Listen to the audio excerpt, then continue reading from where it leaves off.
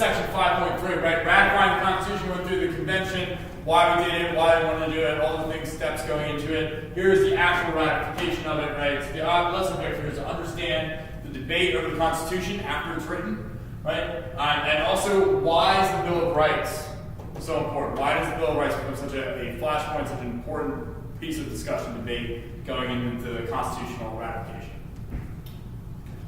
So, after the Constitution was written in the Constitutional Convention, right, in Philadelphia in 1787, there were a lot of controversies over whether or not to ratify the Constitution. Because although the Founding Fathers have written a document now, have basically created a new government, the people, using the democratic principles of the United States, need to ratify that document. Basically, they need to vote to say, we accept this document as our new government. That was a challenge, and the Founding Fathers knew that that would be a huge challenge following the writing of the Constitution. Now, in order to make it doable, they made it so only 9 of 13 states actually had to ratify the Constitution. Unsurprisingly, a huge holdup in this ratification process was the idea of a central authority.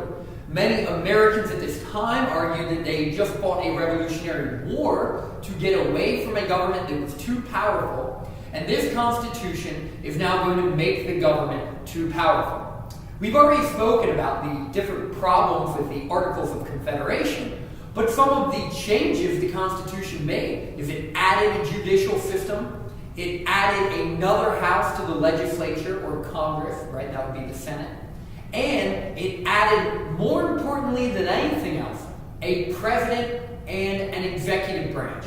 Many anti-federalists or people against the ratification of the Constitution believed giving this one person so much power was too reminiscent of the King of England. Right, so really we have two almost quasi-political parties here. The Federalists, which are people that were pro-ratification, anti-Federalists against ratification. They both have very different ideas on what the role of government should be and whether this Constitution lived up to that, right? It comes to that fear of central authority, but it also came from the different ways of the diverse economies and ways of life throughout the colonies. Federalists, who would be Washington, Hamilton, James Madison, they were some of the most prominent Federalists at the time, right? They generally represented cities, urban areas that wanted a strong central government that could guarantee trade, protect trade, kind of unify the country more to make it easier to trade throughout the country. And also small states were pretty big on federalism too because it gave them more power. It gave them a little bit more protection from the bigger states. New York and Virginia couldn't just dominate everything. Right, so small states and urban areas were where the Federalists really had strength. Anti-Federalists, Virginia and New York were the two big anti-Federalist strongholds, and also in rural areas, right? So farmers didn't need a big government. They're just selling their goods down the river. They don't want to pay taxes to a large central government. They don't want to have to deal with regulations of a large federal government. So they're going to generally fall into this anti-Federalist category.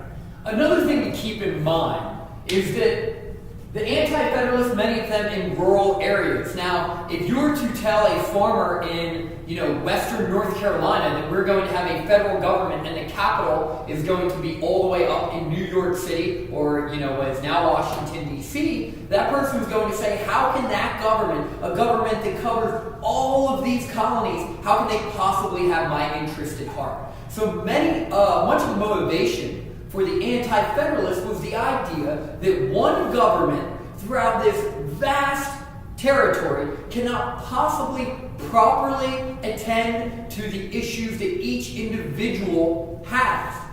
And that was their major argument. How is one government going to take care of me, the farmer in western North Carolina? Now, the debates went on in every single state. Each state had a ton of debates. And like Mr. Manelsky mentioned, New York and Virginia were both extremely important. They were huge, wealthy, and very populous states. So they needed to ratify this Constitution. If they were two of the four states that did not ratify, then practically it wasn't going to work. They held too much sway and too much influence. In order to convince those in New York and Virginia, but New York in particular, to ratify the Constitution, the Federalist Papers were written. and they were written under pseudonyms, publiques. So no one knew who was writing them. But we know today it's three of the most famous Federalists of all time. John Jay, the first Chief Justice of the Supreme Court, Alexander Hamilton, the first Secretary of Treasury, and James Madison, who is the man who is given credit for basically writing the entire Constitution, nicknamed the father of the Constitution. These essays, distributed throughout New York, Virginia, and other states across the country, convinced the anti-Federalists, addressed all of their concerns, and convinced them why the Constitution would be the best. Yeah, another thing on this Bill of Rights is the Constitution itself did not expressly guarantee certain rights. There was no place in the Constitution that said, you have the right to this, you have the right to that, right? It was kind of left, again, Federalists would say that, oh, we didn't give that power to the government, you don't have to worry about that. But anti-Federalists had, and it really ended up being a very convincing point, that without this Bill of Rights, without expressly guaranteeing what the rights of people are, a government could overthrow them, could infringe upon them, could take them away and oppress you. And that, again, that fear of central authority came back really acutely here with the Bill of Rights. So, and like Mr. Manelsky mentioned, this Bill of Rights, this was a hang-up, and this is something that Madison and others finally agreed to act. He said, fine, if you're willing to ratify the Constitution, we are willing to add a Bill of Rights to it. And like Mr. Manelsky mentioned, that fear of strong central government was the key breaking point. James Madison argued, like Mr. Manelsky said, if it doesn't say the government can do it, then the government won't do it. But of course, coming from a country in which the king and parliament totally abuse their power, at least in the opinions of the colonists, that isn't assurance enough. They said, we want in writing every single thing we have the right to do that the government cannot take away from us. Delaware was the first to ratify the Constitution, which this Delawarean over here is very proud about. It's quite literally the only thing he has to brag about. In December 1787, it's actually on their license plates now. They brag about being the first state. We've mentioned New York and Virginia quite a few times about the hang-ups they had. Eventually, both of these enormous states ratified the Constitution with thanks to the Federalist Paper. Washington, Hamilton, and Madison were huge in this ratification process. George Washington, the most respected figure in the United States of America, he was by far the biggest celebrity in the U.S., supported ratification of the Constitution, while not as outwardly as the men of the Federalist Papers, like Jay, Hamilton, and Madison. He held a huge amount of influence with the Americans, and the fact that Washington, the General Washington, was on board, they were willing to do it. And one last piece about Washington.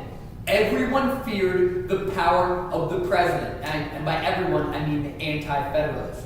But the Federalists argue this is not a king. So it's not lineage, it's not by blood. We can elect who we want our president to be. And to everyone, it was obvious this man should be George Washington. So having a strong, humble, and trusted leader like Washington convinced some people who were on the fence about this whole presidency thing to eventually agree to the Constitution. And it's important to remember, I mean, Washington, Hamilton, Madison, they're big names, very famous people. Washington obviously is not matched by anyone else in stature or prestige in the country, but the anti-Federalists did have some big names. Patrick Henry was an anti-Federalist who gave great speeches, very fiery speeches. Samuel Adams was an outspoken anti-Federalist. Right, so there's a lot of very famous, very important, very respected anti-Federalists at the same time. So they did have their work cut out for them. The Bill of Rights, as we discussed, is the first 10 amendments of the Constitution. The thing that makes our Constitution so great and lasting throughout history is that it can be changed. It is, quote, a living document, which means it's never outdated, it's never obsolete. In order to change the Constitution, you need a certain amount of votes from your state legislatures and from Congress. A process we're not going to get into in U.S. history, but you'll learn more about in U.S. government next year. One thing that's important to know is these Bill of Rights are the first 10 amendments to the Constitution. They were ratified the first 4 years after the Constitution itself was ratified. This was the compromise the Federalists made to the anti-Federalists. If you pass the Constitution, we will pass amendments, which will then be layered in the Bill of Rights. These, of course, include many that you're familiar with: freedom of speech, press, religion, right to bear arms, the right to a trial by jury, the right to avoid cruel and unusual punishment, the right to avoid improper search and seizure.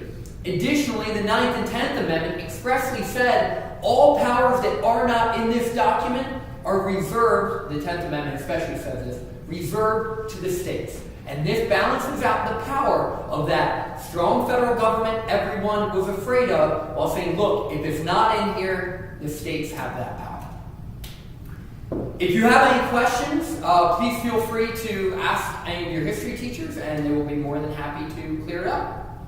Thanks. Thanks for watching, guys. And here is real quick visual representation of all the Bill of Rights. So if you're wondering about what each amendment does, it's right here. Press pause so you can get it down here.